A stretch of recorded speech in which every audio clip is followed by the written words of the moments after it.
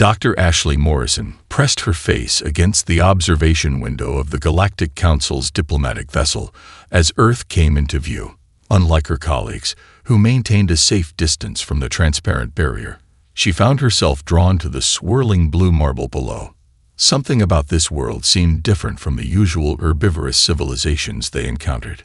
"Dr. Morrison, please maintain proper decorum," Chief Ambassador Zixtel chittered, their feathered antennae quivering with disapproval. "This is a first contact situation, not one of your research expeditions." Ashley straightened her uniform, but couldn't suppress her excitement. "Of course, Ambassador. But you must admit, the atmospheric composition alone suggests fascinating evolutionary paths. The oxygen levels are within acceptable parameters," Zixtal interrupted, their compound eyes shifting in what Ashley had learned was their species' equivalent of an eye roll. "Let's focus on the diplomatic protocols." The landing went smoothly. Too smoothly, Ashley thought. Most emerging civilizations showed more anxiety about first contact. These humans seemed eager. Their delegation waited on the landing pad, standing straight-backed and confident. No cowering, no submission displays, not even the typical prey species caution. Ambassador Rebecca Hayes stepped forward to greet them, and Ashley's colleagues gasped collectively. The human's greeting gesture exposed her teeth, bright, white, and clearly designed for tearing flesh. "Welcome to Earth," Hayes said, maintaining what Ashley now recognized as a smile. "We're honored to host the Galactic Council's delegation." Zixtel managed to maintain composure, though their antennae were now pressed flat against their head. "The honor is ours. We look forward to learning about your species over dinner." Ashley's scientific curiosity piqued at the mention of dinner. Finally, a chance to observe human feeding habits. The Council's research suggested Earth was unique in its high percentage of predatory megafauna, and she was eager to see how that affected human cultural development. The dining room exceeded every expectation and confirmed every fear. The humans had prepared what they called a diplomatic banquet, but to the herbivorous council members, it was a chamber of horrors. Displayed prominently were various animal proteins, prepared and seasoned in ways that made no attempt to disguise their origins. "Is everything all right?" Hayes asked, noticing the delegation's distress. "We prepared various options, including several vegetarian dishes." "Vegetarian?" Zixtal's translator struggled with the word. "Foods containing no animal products," Hayes explained, then smiled again, causing several council members to flinch. "We understand not everyone shares our dietary preferences." Ashley watched in fascination as the humans casually consumed their meal, using metal tools to cut their food into smaller pieces, a behavior eerily similar to pack predators sharing a kill. Her colleagues picked nervously at the vegetarian options, jumping at every clink of metal utensils against plates. The breaking point came halfway through the main course. A door opened, and a large quadrupedal predator trotted in, heading straight for Hayes. Several council members leaped from their chairs, but the humans didn't react. Instead, Hayes reached down and scratched behind the creature's ears. "Oh, this is Max, my service dog," Hayes explained, as if introducing a colleague rather than a descendant of pack hunters. "He helps with my anxiety." "You domesticated a predator species." Zixtal's voice carried the kind of horror usually reserved for natural disasters. "Several, actually," Hayes said proudly. "Dogs, cats, various birds of prey. Their companions, helpers, friends." Ashley frantically recorded everything in her datapad as her colleagues backed away. Humans hadn't just survived on a death world. They'd conquered it so completely that they turned other predators into allies. They'd mastered fire, developed tools specifically for processing meat, and somehow evolved to show their killing teeth as a sign of friendship. The diplomatic dinner ended early, with most of the council delegation making excuses about needing to return to their ship. But Ashley lingered, watching Hayes feed Max pieces of meat from her plate. "Dr. Morrison," Hayes called out, "would you like to pet him? He's very friendly." Ashley glanced at her retreating colleagues, then back at the human and her predator companion. She made her decision. "Yes," she said, stepping forward. "I believe I would." "Absolutely not." Ambassador Zixtal's antennae quivered with barely contained rage. "Your request for extended observation of the humans is denied." Dr. Ashley Morrison stood her ground in the ship's conference room, her datapad clutched tightly. "With all due respect, Ambassador, we're missing crucial data. The humans' behavioral patterns don't match any known species profiles." "Precisely why we're leaving," Zixtal chittered. "They're clearly too dangerous for standard diplomatic integration."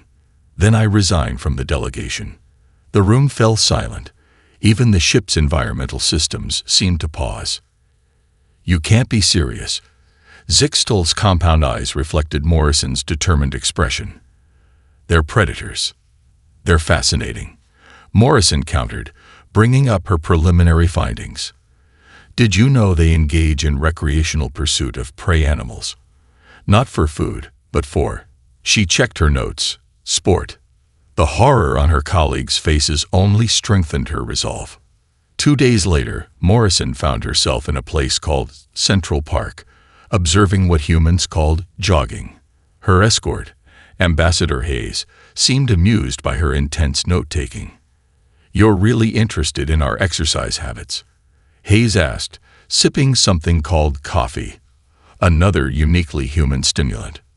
"Your species runs for pleasure," Morrison said, watching humans voluntarily engaging in persistence hunting behavior. "Do you understand how terrifying that is? You evolved from pursuit predators so efficient that you still practice hunting movements for fun."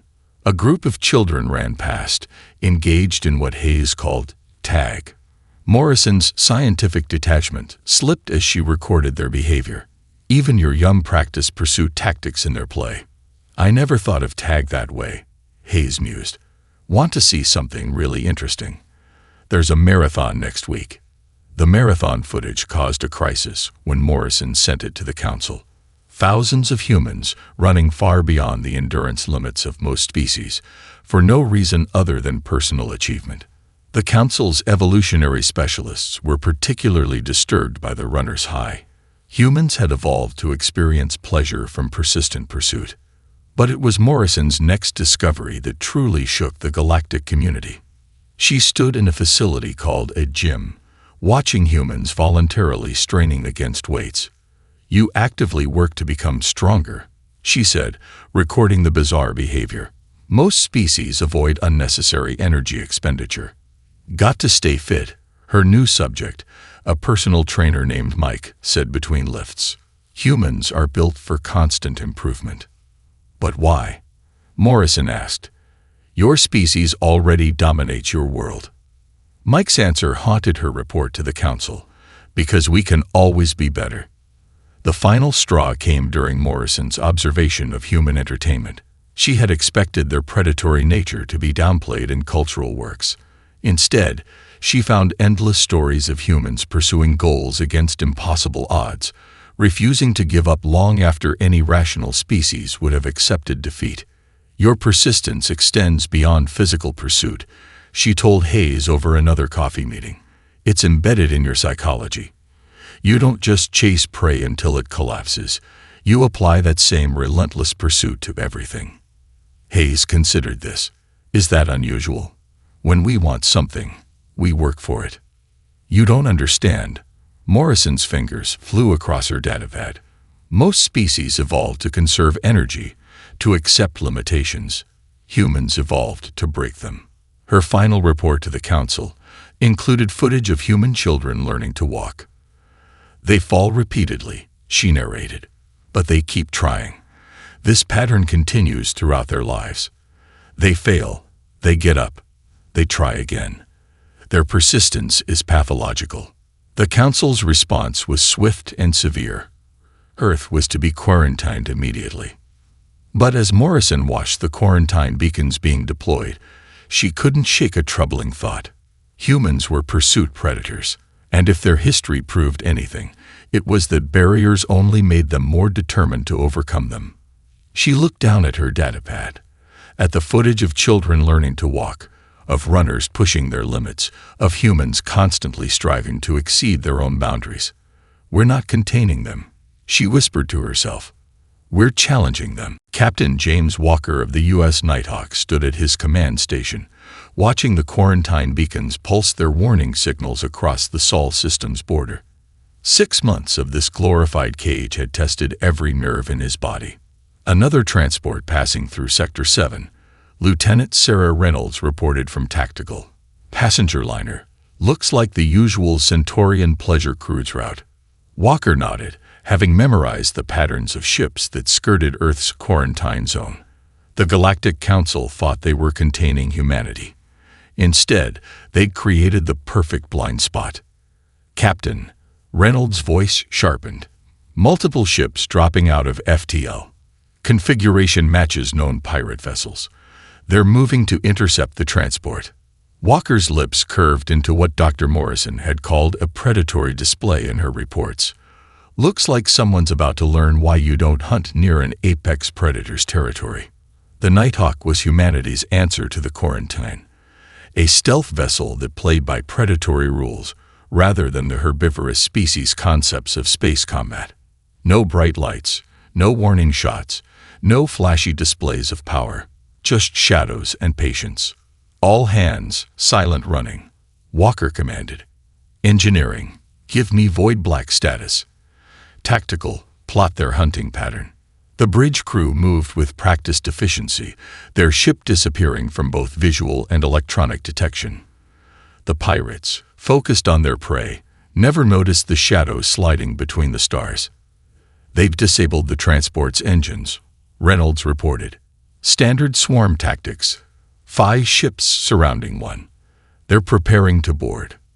Walker watched the tactical display, reading the pirates' movements like ancient humans once read animal tracks. "They're cocky. See how they're bunched up. No proper formation, no rear guard. They think the quarantine means no response from Earth." "Your orders, sir." "The hunt is on. Execute pattern Sierra 7. Let's show them how Earth's predators stalk their prey." The Nighthawk moved like liquid darkness through space, positioning itself above the pirate formation. Walker had studied Earth's great hunters, lions, wolves, eagles, learning from evolution's finest killers.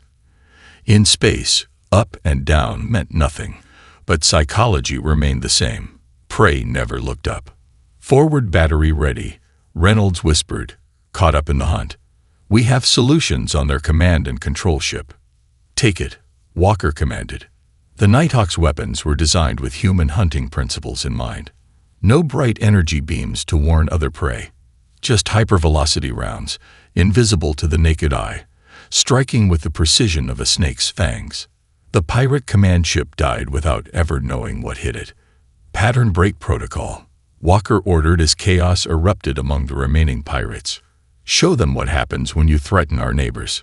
What followed wasn't a battle. It was a demonstration of why humanity's quarantine had been a mistake. The Nighthawk moved like a wolf among sheep, striking from impossible angles, disappearing before return fire could find it. The pirates' formation shattered as primal instincts took over. They ran. "Sir," Reynolds called out. "2 pirates' ships are making a break for the transport. They're taking hostages." Walker's expression darkened. If the Council feared human predatory instincts, they were about to see something far worse: human protective instincts. "All hands, execute Thunderbolt protocol," he commanded. "Show them what happens when you threaten our pack." The Nighthawk's engines flared to full power, stealth forgotten in favor of raw pursuit. The pirates learned too late that running from a human ship was like running from a persistence hunter. It only prolonged the inevitable. 3 hours later, Dr. Morrison received a classified report that made her hands shake. The Nighthawk had not only destroyed the pirate fleet, but had done so while protecting every civilian on the transport. The Council had feared human aggression, but they'd failed to understand its purpose. "Remarkable," she whispered, watching footage of the rescued passengers thanking their human protectors. "They're not just predators. They're guardians. She glanced at the quarantine beacons visible from her research station, still pulsing their warnings. But now, they seemed less like a barrier and more like a challenge. Humanity hadn't just survived a death world. They'd appointed themselves its protectors. And now, whether the galaxy liked it or not, they were expanding their territory. First Captain Vexera of the Crimson Claw had never believed in monsters. Space was vast, dark, and followed predictable rules. Until now. They're still following us. Second Captain Merrick's chittered, his carapace pale with exhaustion. 3 days of random jumps, and they're still there. Vexera's antennae twitched as she studied the sensor readings. The human vessel, Nighthawk, they'd learned its name, wasn't just following them. It was hunting them. How? She demanded. We've used every evasion technique, changed course 17 times, even discharged radiation to mask our trail.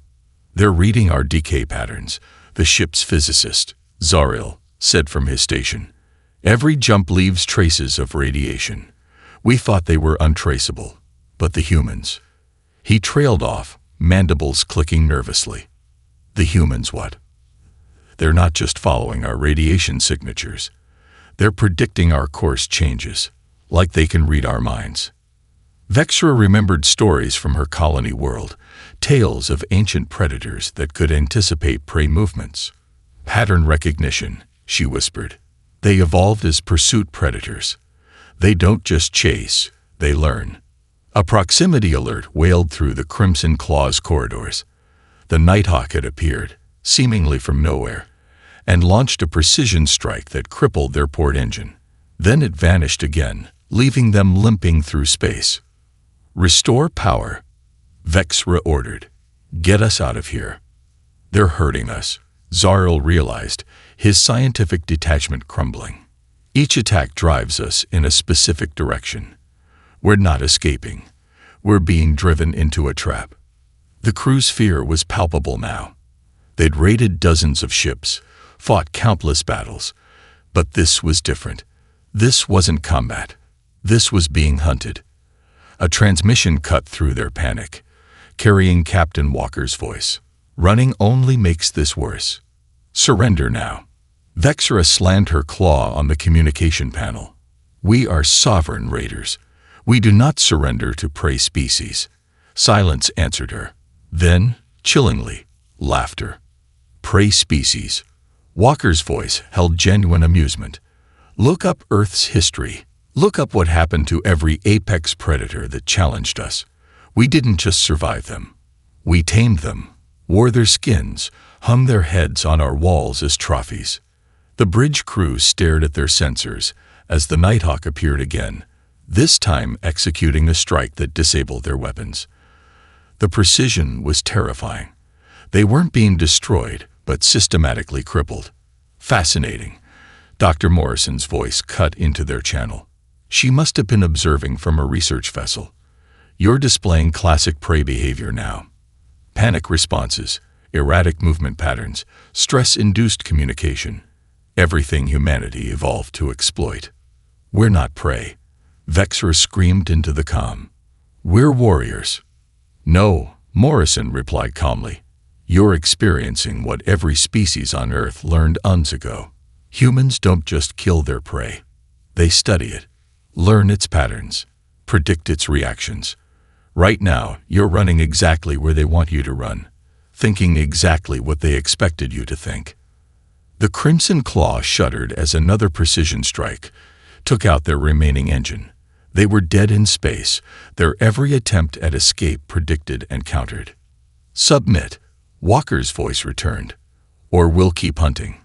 Vexera looked at her terrified crew, understanding finally hitting her.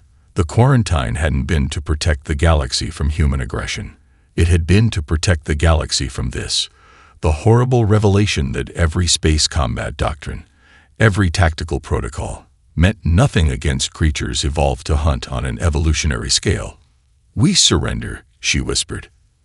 As the Nighthawk finally emerged from the darkness, Vexera realized humanity's greatest weapon wasn't their technology or their tactics. It was the ancient horror they carried in their genes, the patient, methodical nature of predators who knew their prey would eventually tire. The last thing she saw before being taken into custody was Dr. Morrison's face on the video feed, carefully documenting her crew's reactions. And for the first time, Vexra understood why the scientist's analytical gaze disturbed her more than the Nighthawk's weapons. She wasn't just observing them. She was studying them, learning their weaknesses, adding to humanity's endless database of how to hunt more effectively. The real horror wasn't being hunted by humans. It was knowing they'd learned from every mistake she'd made. Dr. Ashley Morrison stood before the Galactic Council, her presentation causing ripples of unease through the assembled representatives. Behind her, footage of the U.S. Nighthawk's rescue operation played in stark detail. Distinguished members of the Council, she began, we've fundamentally misunderstood humanity's predatory nature. What we witnessed wasn't just hunting, it was protection of the pack. Ambassador Zixtal's antennae flattened against their head. You expect us to celebrate their violence. They hunted those pirates for 3 days. Precisely. Morrison highlighted specific footage. They could have destroyed the pirate vessels immediately. Instead, they prioritized civilian safety and minimized casualties, even among their enemies. The council chamber erupted in chittering discourse as Morrison played her trump card. Interviews with the rescued passengers from the transport vessel. A young Centaurian appeared on screen, their crystalline forms still shimmering with excitement. The humans didn't just save us. They made us feel safe. When Captain Walker came aboard, he brought these things called shock blankets and something hot called cocoa. They treated us like, what's the human word? Family. Morrison advanced to the next clip. A hive mind worker, separated from their colony, described how the human crew had adapted their ship's environment to match their atmospheric needs. They understood colony instincts, treated us like their own. This is the crucial point, Morrison emphasized. Humanity's predatory evolution didn't just make them efficient hunters. It made them perfect protectors. They understand pack dynamics on an instinctual level. The footage shifted to the Nighthawk's crew sharing meals with rescued passengers, showing the same behaviors that had horrified the Council during first contact. But now, in context, it looked different. Predators sharing their kill with their pack. Doctor, a council member from the Drift Collective, spoke up, their luminescent form pulsing with curiosity. Are you suggesting we should trust predators as guardians? I'm suggesting we already do. Morrison brought up new footage. Look at human history. They domesticated other predator species not through force, but by offering partnership, protection for protection. Their greatest companions are descendants of wolves, pack hunters like themselves. She played one final clip, security footage from the transport ship during the rescue. A human marine had removed her helmet to comfort a scared alien child, showing her teeth in what they now understood was a smile. The child, rather than recoiling in fear, had reached up to touch her face in wonder. This is why Earth developed differently, Morrison continued. Most species evolved to flee from danger. Humans evolved to face it, to fight it, not just for themselves, but for others. She paused, letting the implications sink in. They don't just want to hunt, they want to protect. The council chamber had grown quiet, representatives processing this paradigm shift. Then Ambassador Hayes stepped forward, having been invited to observe the presentation. Members of the council, Hayes addressed the chamber. Humanity's quarantine was based on fear of our predatory nature. But consider this, in your species' histories, who defended the herd from dangers? Who stood against threats while others fled? Understanding dawned across alien faces. Every species had legends of guardian creatures, often the very predators they feared. The galaxy is not a safe place, Hayes continued. There are threats worse than humans. Wouldn't you prefer to have the predators on your side when they come? Morrison watched as the council erupted into intense debate, but she noticed something significant. Several smaller species representatives were already approaching Hayes, asking quiet questions about human protection. The chamber's dynamic had shifted. Fear still existed, but it was being tempered by something new: hope. Species that had evolved to flee from danger were beginning to see the value of having guardians evolved to face it. Morrison added a final note to her report. Humanity's greatest strength isn't their ability to hunt. It's their drive to protect others with the same ferocity they once used to hunt them. They don't just want to be apex predators. They want to be apex protectors. As she watched Hayes fielding protection requests from various species, Morrison smiled. The quarantine wouldn't last much longer. The galaxy was about to discover that having humans as guardians was far better than having them as caged predators. Dr. Ashley Morrison had never seen the Galactic Council chamber so crowded.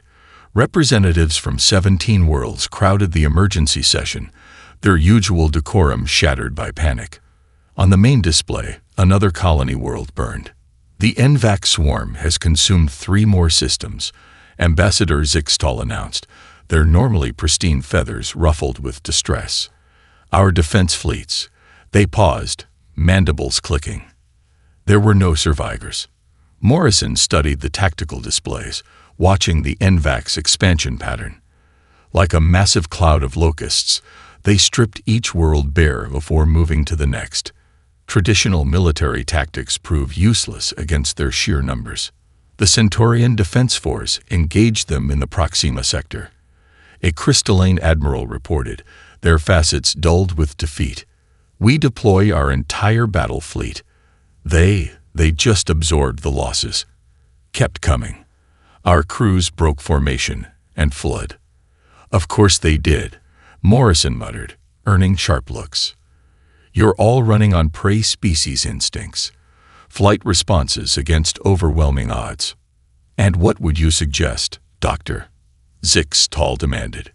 The NVAC operate on pure swarm psychology. They overwhelm through numbers. There is no defense against Earth-faced swarms, Morrison interrupted, bringing up historical footage. Locusts, army ants, stampeding herds. Every time nature presented an overwhelming force, humans didn't run. They adapted. They learned to hunt the hunters. The chamber fell silent as Morrison played footage from humanity's history. Ancient humans turning stampeding herds into controlled livestock. Farmers developing strategies to combat locust swarms. Colonies of army ants redirected and contained. This is what humanity evolved doing, Morrison continued, taking overwhelming forces of nature and turning them into manageable challenges. Where you see unstoppable swarms, they see, she smiled, a target-rich environment. Impossible. The Centaurian Admiral's crystals chimed in disbelief. The NVAC don't feel fear. They don't retreat. They don't. Neither did the megafauna that humanity hunted to extinction, Morrison countered. Neither did the natural disasters they learned to predict and control. Humans don't rely on causing fear. They rely on understanding patterns, predicting behaviors, and exploiting weaknesses. She brought up the NVAC battle footage, highlighting their movement patterns. Look familiar. They're acting like a superorganism, just like the insect swarms humanity spent millennia learning to counter. Ambassador Hayes, who had been quietly observing, stepped forward. The quarantine is still in effect, but Earth's borders are less than 2 light-years from the NVAC's current expansion. They'll reach us eventually.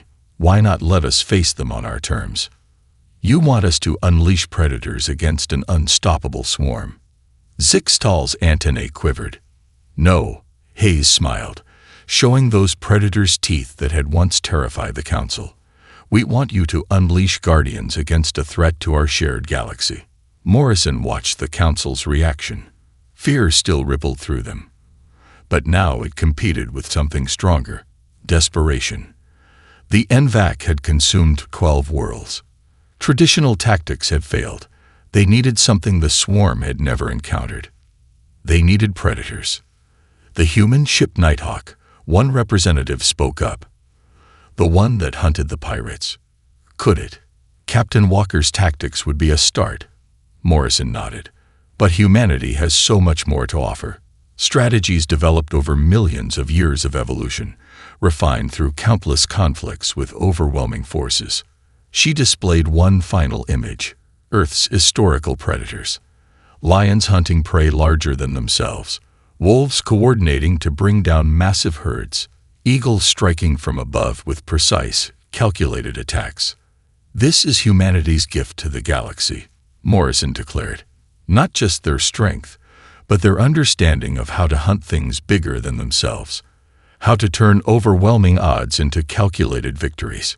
The council chamber erupted in debate, but Morrison noticed Hayes sending a tight beam transmission, no doubt warning Earth's defense forces to prepare. The NVAC thought they were unstoppable because they'd never face true predators. They were about to learn what happened when you threatened a predator species-adopted pack. Captain James Walker stood on the Nighthawk's bridge, watching the tactical display as the combined human fleet assembled. The Council had lifted the quarantine 12 hours ago.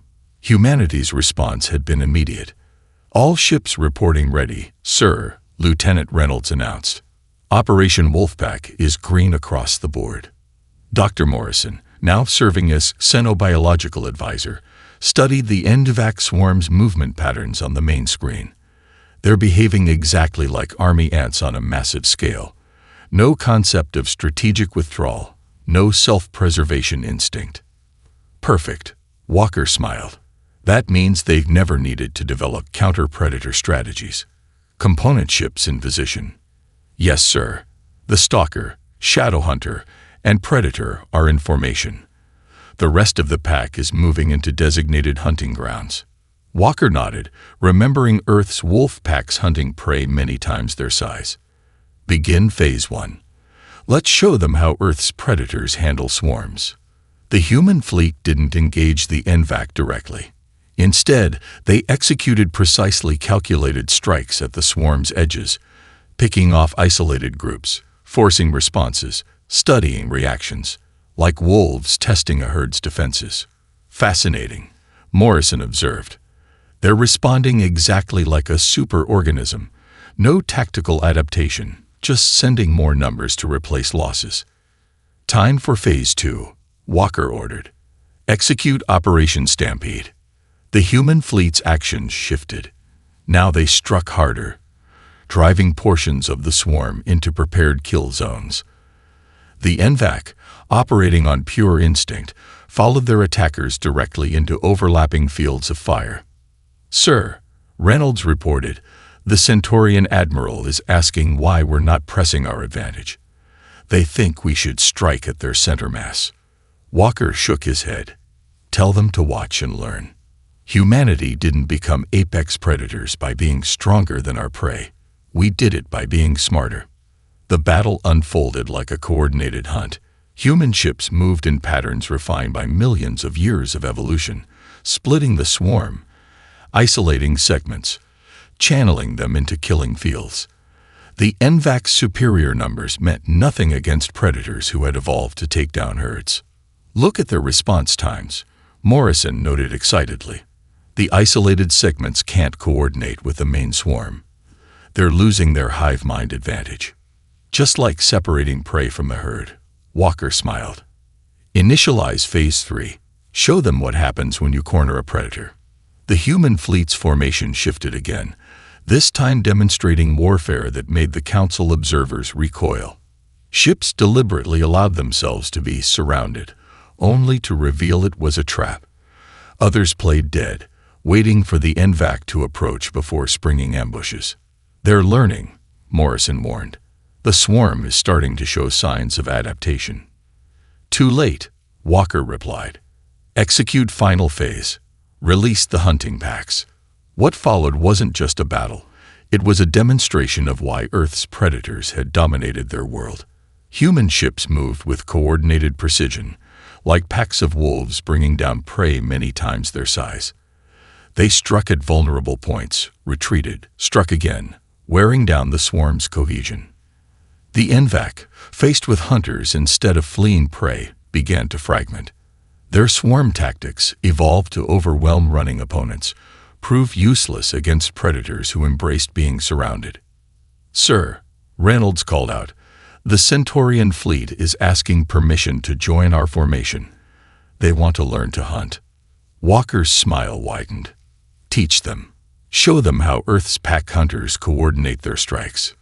Morrison watched in fascination as previously timid species began adopting predatory tactics.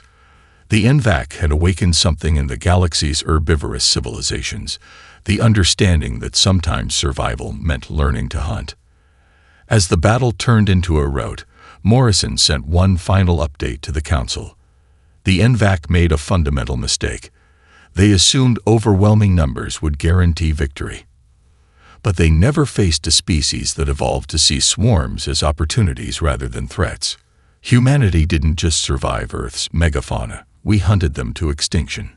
The NVAC never stood a chance against predators who turned hunting into an art form. Dr. Ashley Morrison stood in the Galactic Council chamber one final time. But everything had changed. Where once her presence had caused fear, now representatives leaned forward with interest. The defeat of the NVAC had rewritten the galaxy's understanding of predatory species. Distinguished members of the Council, Morrison began, we've witnessed more than just a military victory. We've seen the vindication of an evolutionary path many thought was a dead end. Behind her, footage played of human ships teaching Centaurian crews hunting formations. Crystal beings learning to think like predators rather than prey. When we first encountered humanity, she continued, we saw only the surface elements of their predatory nature. The teeth, the meat-eating, the persistence hunting. We missed something fundamental. Predators don't just learn to kill. They learn to understand. Ambassador Hayes stepped forward, now joined by Captain Walker.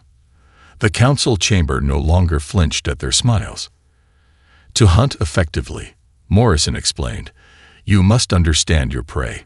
You must think about their needs, their fears, their desires. Humanity didn't just evolve physical tools for hunting. They evolved empathy. The better they understood their prey, the more successful they became. She displayed brain scans from various species. Look at the development of social cognition centers. Humanity's predatory evolution forced them to develop complex theory of mind. They became masters at understanding other species' psychology. This explains their protective instincts. Ambassador Zixtol realized, their antennae raised in wonder. They don't just hunt effectively. They guard effectively because they understand what they're guarding against. Precisely. Morrison nodded. Every trait we feared about humans comes with a corresponding advantage. Their persistence in hunting became persistence in protection. Their pack bonding with predator species became an ability to form deep alliances with any species. Captain Walker stepped forward. The NVAC taught us something too, he added. Working with the Centaurian fleet showed us that herbivorous species have strengths we lack. Their caution balances our aggression. Their natural defensive instincts complement our offensive capabilities. The chamber stirred as more predatory species began emerging from hiding. Species that had concealed their nature now stood proudly. The gallery watched in amazement as a feline-descended ambassador approached the human delegation and exchanged what Morrison had documented as predatory greetings. This is the true revelation, Morrison declared. Evolution didn't make a mistake with predator species. It created necessary guardians. The very traits that make us dangerous are the ones that make us effective protectors. Hayes smiled at the assembled representatives. Humanity doesn't want to dominate the galaxy. We want to protect it, to teach others how to protect themselves. The NVAC weren't defeated by human strength alone. They were defeated when we taught your species to overcome their fear and fight back. Morrison brought up her final data, statistics showing how mixed predator-prey species crews consistently outperformed homogeneous groups. The future isn't about separating predator and prey species. It's about combining our strengths, learning from each other. The Council's vote was unanimous. The classification predatory species was officially replaced with guardian species. Earth's quarantine was permanently lifted, and a new initiative was launched. The Guardian Training Program, where humans would teach other species the art of protection. As the chamber erupted in celebration, Morrison made her final note. In the end, humanity's greatest hunting achievement wasn't defeating the Invac. It was hunting down and destroying fear itself. They showed the galaxy that predatory evolution didn't create monsters. It created protectors sophisticated enough to understand what they were protecting. She watched as Hayes and Walker demonstrated human pack-bonding behaviors to fascinated representatives. Across the chamber, herbivorous species mingled with newly revealed predatory species, learning from each other, growing stronger together. The galaxy had learned what Earth's prehistoric prey species discovered long ago. Having a predator on your side was better than having no protection at all. And humanity, the apex predator of their deadly world, had finally found their true purpose, teaching others how to overcome their fears and stand their ground. Evolution had created predators not as a mistake, but as a necessity. And now, at last, the galaxy understood why.